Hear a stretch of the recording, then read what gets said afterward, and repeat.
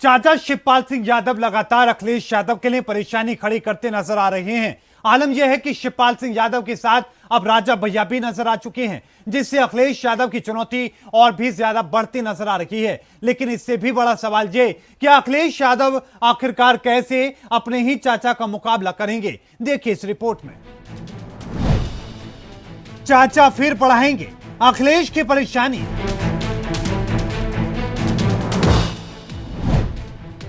चाचा को मिला राजा भैया का साथ।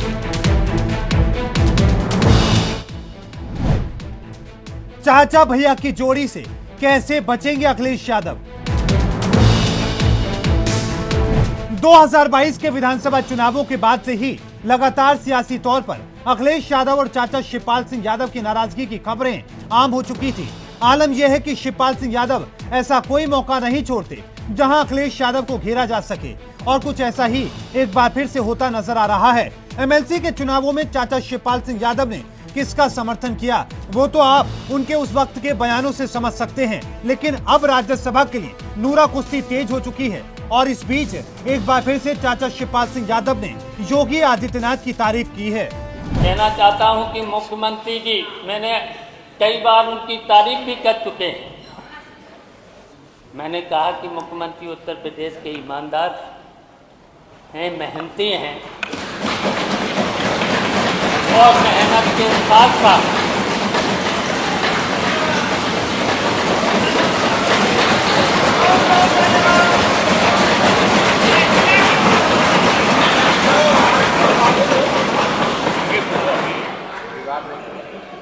उत्तर प्रदेश को ऊंचाइयों तक ले जाना चाहते हैं। अब शिवपाल सिंह यादव की ये तारीफ ही अखिलेश यादव के लिए परेशानी का सबब बन रही है, क्योंकि राज्यसभा की 11 सीटें खाली हो रही हैं, जिसमें सपा आसानी से 3 उम्मीदवार जिता लेगी और बीजेपी आसानी से 7 उम्मीदवार जिता सकती है।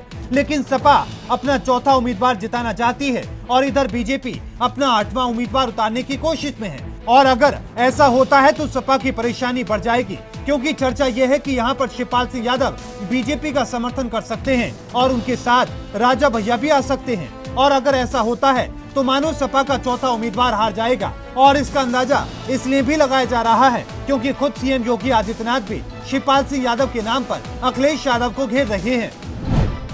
यात्रा साथ साथ आपकी भी चल रही, हमारी भी चल रही है, लेकिन अंतर यही है, हम साथ साथ भी हैं और पास पास भी हैं।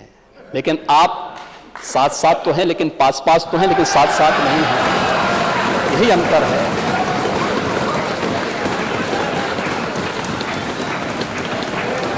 हम में और आप में यही अंतर है।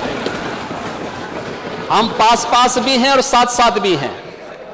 इसमें से बहुत सारे सदस्यों की आप जाति नहीं बता सकते, लेकिन आप पास पास होते हुए भी साथ साथ नहीं हैं, और यही आपकी सबसे बड़ी विफलता है।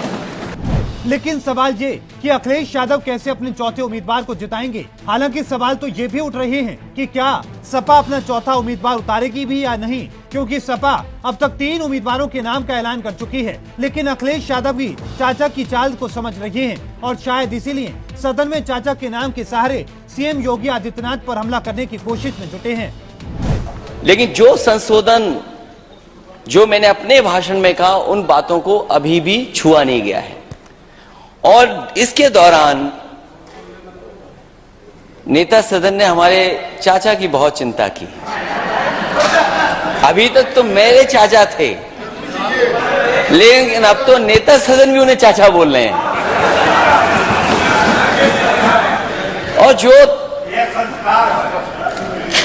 जो आंकड़े स्पष्टीकरण नेता प्रतिपक्ष को एक आधा स्पष्टीकरण पूछे, जो आंकड़े अध्यक्ष जी दिए गए हैं कोविड चाचा के बारे में स्पष्टीकरण मत पूछे कि किसके हैं। मैं उसी में पूछ रहा हूं मैं। इस बार राज्यसभा का चुनाव और भी ज्यादा दिलचस्प हो चुका है। ऐसे में सीधा मुकाबला सपा और बीजेपी के बीच है, लेकिन इस मुकाबले में जीत उसी की मानो जिसका एक और उम्मीदवार राज्यसभा पहुंच पाएगा। अब देखना दिलचस्प होने वाला है कि राज्यसभा में इस बार किसका दबदबा नजर आने वाला है। Bureau report, R9 news.